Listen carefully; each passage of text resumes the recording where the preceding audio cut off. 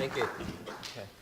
Good. So two quick things before we get started. One, a lot of the work we've done around the RMO Handbook was done by a predecessor of mine who's moved on, unfortunately, but still good for us to celebrate the success where we can. So we'll still go through it and kind of take you through our journey. And the other thing, I think it'll be also really interesting to tell a bit of a story around the process for us and the capability we're trying to build so that we can do more of these kind of apps and development projects quicker and at a lower cost. So I think that's probably where some of the real value will come out of it.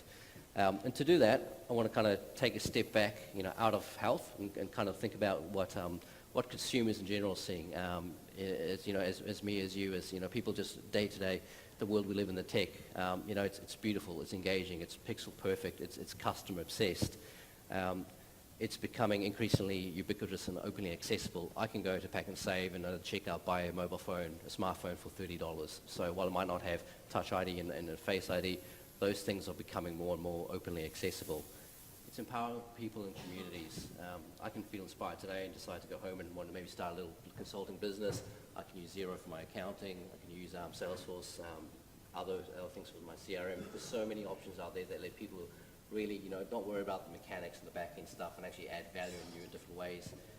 Even Neighborly is a unique concept to me. It's an online platform, rethinking about what neighborhoods mean to us, building communities on an online platform when you have a physical community that you don't talk to your neighbors anymore in face-to-face, you talk to them through digital means. But there's an imbalance. There's too much raw talent, at Facebook and Instagram, figuring out how we can spend 5 more minutes online on Facebook. And as much as I love a good photo, as an ex-person in this case, baked beans on toast, there's more meaningful contributions we should be thinking about. And that shift has happened. So I'm now I've been at ADHB for 6 months, quite new to ADHB and also healthcare. I think it's a great time because a lot of hard work's already been happening and foundations have been set about thinking about digital enterprise investment we need to make there. So a lot of those battles have been fought already before I've joined, which is great. And a lot of that has started really thinking about modernizing platforms and tools. So making sure that we have some of the better technologies which are a bit more open, a bit more accessible, a bit easier to use. But that's kind of, many people talked about today is technology is an enabler. You can put the new hardware and new software in there, but it's not going to get you any outcome. Things don't naturally grow off the back of that. So really where we're focusing more and more at ADHB is thinking about the customer-led experiences, the employee-led experiences as well. Different ways of thinking and working. So agile development, product management, really harnessing the technology that we have. So there's a big shift, and everyone here today actually just represents that shift into seeing the value we can make internally as well. So what are you doing at ADHB specifically around trying to enable this capability? So we have a small in-house development team, which we've kind of coined the digital enablement team, which is focused on looking at how we can kind of take advantage of existing technologies and emerging technologies to kind of better outcomes and better empower people. Product management is core to that, and I think the key thing here is there's so much low-hanging fruit, and it's probably very easy for us to start going after that low-hanging fruit, but I think we'll find very quickly that once we've stripped all that off the bottom layer of the tree, we're not going to have had the foundations and platforms built in place for us to start reaching higher and higher. So I think the product management concept is really important, making sure the things we're working on, we're thinking about the future use cases and the extensibility of that. And that's probably a bit of a lesson learned for the RMO Handbook that I'll touch on as well. Agile development, I guess we're all very familiar with that, and at the core of that, it's really bringing people into the process. It's open, it's collaborative, it's customer-led. So we are making that shift in meaningful ways. So the RMO Handbook. So it's a 500-page PDF document that exists today. So it's been quite a few years since it was a physical handbook. So it started its journey, it's making steps in that direction. A PDF content document is hard to find content, it's hard to navigate. You can search for a term, and the best you'll get is on the scroll bar on the right-hand side. It'll show you little yellow lines of how many times that term appears and where in the document. But it's got no contextual awareness of what you're actually looking for. It's quite hard to get to where you need to. No level of personalization. A PDF document doesn't know who you are, what you're trying to achieve, the context of what you're doing as well. Also very difficult to ensure that people have the right content that's up to date. So I'm as guilty as the next person. If there's a PDF document I need or a form that's on the internet, I'll go there, I'll download it, save it on my desktop, on my Dropbox, whatever it might be, and I'll use that as my master source of truth now. I won't go back to the internet link to download the latest version. And so that's a bit of a challenge as well, make sure that people have the right content in their pockets. So, it's a common use case that can be resolved. It should be resolved with scale in mind. So the RMO handbook is one example, but there's countless other examples of this as well. So we had this idea, the problem statement, I guess, kind of defined. So what do we do to enable kind of the outcome that we'll talk through today as well? Product ownership was really important for us. Having a representation within the business side that actually is able to make decisions on our behalf or for us. Help us define what the scope of the solution is. What are the feature sets? What are the roadmap? And make decisions on a very, very, very quick basis, so daily. Not having to go to a broader committee and a governance group to try and make those decisions. Really like thinking about lean documentation as we need in an agile context. Lean Canvas is a nice tool that we use to really frame up the problem statement and the scope of what we're trying to do. So it's a really easy way to engage people and bring them aligned into why we're doing as the value proposition. So really simple tools that we try to use. RMO engagement and validation, obviously really, really key. Very easy for someone like me to look at that problem statement and come up with answers, but it's really understanding how the RMOs will actually use the content and the application. And then the last kind of couple of things around agile delivery. So the concepts of sprint delivery. So every couple of weeks, being able to go back to our RMO groups, our product owners, and actually show them the work that we've been doing, allowing us to really change very quickly any assumptions that we might have made, get that feedback and testing really quickly. Cool. So let's have a look at what it looks like. So it's a mobile app that's available on both iOS and Google kind of Play Stores, Apple Play Store and Google. It's also got a web front end for it as well. And I think that's a really interesting example of where we've seen the value to be had by being very specific, understanding our users and how they will use the tool. So current users are not actually using the web browser, which kind of makes sense. They're using the app to carry that in the pocket. So it's a lot of work went into building the web browser version of it, but it's not really being used in the same way we thought. But with that said, what has been interesting is that the content curator is actually using the web browser version. So when they're making content changes and publishing that, they're using the browser to see how the content reflows and is formatted. So there's still been value in it, but probably not in the way that we thought it would be. There's an ability to push content overnight at the moment. So if you open the app today and there was a content change made last night, it'll just push that content through. So you've got the latest version of content on your phone all the time. It's also a good opportunity for us to think about, to an early point, not just trying to throw content into an app and think we've achieved some, but actually start thinking about reframing how we actually interact with the content, how we find content, how do we give this app a bit of a personality, a bit more of a meaningful way to engage in it, using visual cues to find what you need to very easy. So there's a lot more work we can do on that, but it's definitely starting to think about that. Another thing that's kind of been really good having a digital platform is the ability to actually cut across the app. So being able to navigate between chapters, within other sections, it is quite useful to get to kind of content that you need really, really quickly and really snappy. One thing that I thought was particularly interesting that we ended up doing was we've got breadcrumbs on a mobile app view, which I'm not really accustomed to seeing as a standard pattern. So it's a very traditional web kind of view where as you navigate through a website, that you see the breadcrumbs so you know where you've come from and you can navigate back. And really the thing there that the reason we needed that was that because you can end up getting, because it's 500 pages, you can end up getting into a bit of a hole and very quickly losing context of where you've come from.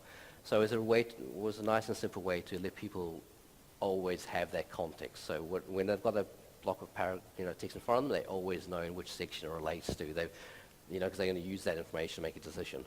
So it's important to keep that context there as well. So it is available on public domain. There is some content that you can't get to unless you're on a local network. So an example, contact details for individuals. If you're on the Wi-Fi at ADHB, you'll get that. If you're at home, no, but you can still get all the other content that's a bit more generic and not a concern.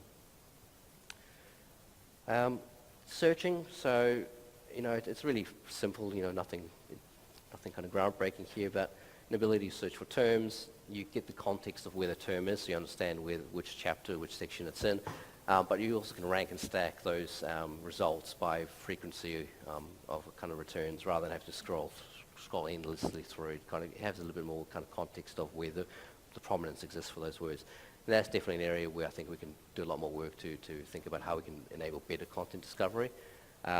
Even playing with concepts of where, what if we could actually just ingest this data and have a kind of a natural language search interface instead, and rather than have an RMO handbook, there's just content for the DHB, and you can just search with kind of simple terms across all that content. Trying to change the frame on that a little bit. Favorites. So again, nothing groundbreaking, but kind of really powerful in that if you're going to content that you use on a regular basis, be able to just bookmark that. So that's the digital, dog ear that you'd have on a book or something that's printed out. So you can pull out the app and go to that content quite easily. And I guess the nice thing is kind of with having digital platforms and products now is that there's definitely this movement to be building upon these things. So no longer is it a day where you deliver your version 1 or as a project and you've got your outcome and you walk away and you think you've done a good job. It's actually building upon that with new feature sets. So some of the things we're looking at is real-time content updates. It's great to have it overnight, but why can't it be straight away, real-time? Allowing people to understand what content changes have been actually made. So you've opened the app, updated the content, but it's a 500-page document, lots of content in there, actually telling people what's changed. That might be relevant to their day today because they need that content today. So they've got a bit more contextual awareness there. Multiple content authors. So at the moment, it's there's one person who's managing, curating, correlating all this. No reason why there can't be more people contributing content into this document as well. Suggesting content edits. As an end user, it should be easy for me to actually give feedback. There's a bit of information that's wrong, that doesn't make sense to me, or I think it would be useful to include something else. Actually trying to share ownership of the RMO handbook, so it's not just something that's been pushed out to RMOs, but something that RMOs also feel like they can shape and actually have a bit of skin in the game. And the other thing for us is making this accessible to other DHBs. And the way it's been built, we're more than happy to share the code base and kind of other people can take advantage of that. But when we started this journey, we didn't think of the scenario up front, so we don't have it built as a shared platform, so to say. So we can give you our code base, but the second we do that, it's your code base. If anything goes wrong with it, or if you want any new features, that's now a separate kind of product. So I think there's a lot of work to be done to think about how do we actually enable other DHBs to access this, but also to try and share the synergies and have a common core and a common roadmap potentially in that scenario. So look, we learned a lot. Minimal viable product, minimal lovable product, minimal marketable products, what those terms mean are really important because they can really shape what you do. So we went live with iOS, Android, and web. Arguably, was that needed? Probably not. We could have proven out a lot of things with just one of those platforms. Content classification, so understanding how sensitive the content we're dealing with really shapes what the solution looks like and the options that we have. So we were lucky that we were comfortable to push this through Play Store. But if it was something that we felt that was a bit more sensitive in nature, we'd have to go through an MDM solution, and that's not an area we've played with yet. And we understood that quite late in the game, so it could have changed the solution a little bit. Knowing your tool stack, team continuity, testing maturity, I think all just things that just speak to the maturity that we have at ADHB that we're trying to build towards. Look, and it's the first step on a big journey for us. So digital handbooks, there's many more of these things, mobile audits, thinking about how we manage resources across the hospital and scheduling, putting the right people in the right place, the right resources, forms and workflows. It's just too much paper that exists, too much repetition, not enough data that's been captured at point in time then used straight away to actually influence care plans or treatment plans. Robotics, process automation, patient-facing apps, right? So we've got a big focus on empowering internally our people to be a bit more effective, but at the end of the day, how can we actually help our communities and patients actually be more empowered as well, more in control and accessible, more in the process, more information. Conversational AI, like how do we actually start engaging individually in a very meaningful and personalized way, but at scale? Maybe conversational AI can actually help us with some of that. Integrated operations centers, these concepts of we've got just data everywhere, but we're not doing enough to bring it together and actually help us make decisions and drive outcomes on a daily basis. How do we do more and more of that? Digital toolkits is probably not a nice term, but we look at, our nurses. I heard they do spend 40% of the time on admission just doing paperwork. That just doesn't make sense. It doesn't feel right. How do we actually change that conversation and reframe that? Blockchain. Our chief digital officer says he wants to do something with blockchain. I have no idea what use case it is, but it's just, the appetite for us to be experimenting, understanding, and validating, right? We might actually say, look, blockchain just doesn't make sense for us, but we know that now. We're able to roll up our sleeves and play around with it a little bit. So look, it's going to be a long time before we feel like we're up there and can get the fresh air and breathe a sigh of relief. But it's been a good journey so far. Almost 6 months, very short. But look, I think the time is right. It's got a good team, we've got a good community out there, and it's an exciting place to be in. Cool. Thank you.